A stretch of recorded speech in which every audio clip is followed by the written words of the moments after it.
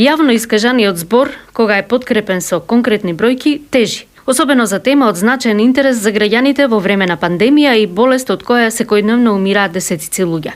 Најдобра илустрација на ова е изјавата на поранешниот заменик министер за здравство Арбен Теравари, кој дезинформира со тврдењето дека македонската влада не нарачала 800.000 вакцини преку Ковакс, туку само нешто над 103.000.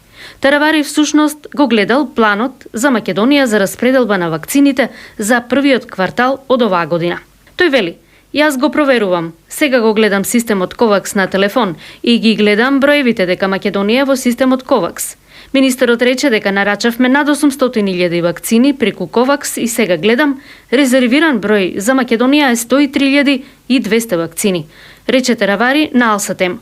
Тоа што поранешниот заменик министер го гледал всушност е документот на Ковакс системот со прогнозата за рана достапност на дозите на вакцините, издаден на 2 февруари.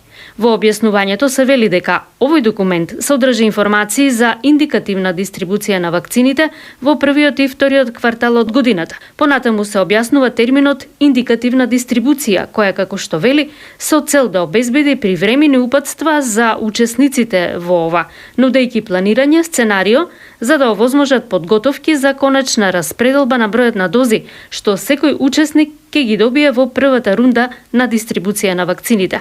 Затоа тој не е обврзувачки и може да биде предмет на промена, стои во објаснувањето на документот.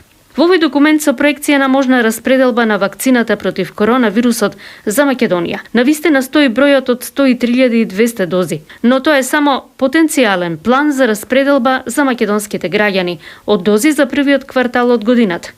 Од друга страна, на документот со резервирани вакцини за Македонија на Ковакс системот, пишува дека на 5 јануари се резервирани 800.000 дози вакцини.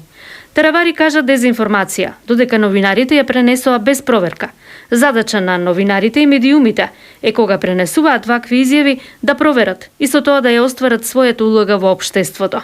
Во принципите од Кодексот на новинари пишува дека новинарите со својата работа ќе придонесат за јакнење на правната држава и во контрола на власта и на другите субјекти од јавниот живот. Овој подкаст е уште едно наше разоткривање на дезинформациите во јавноста.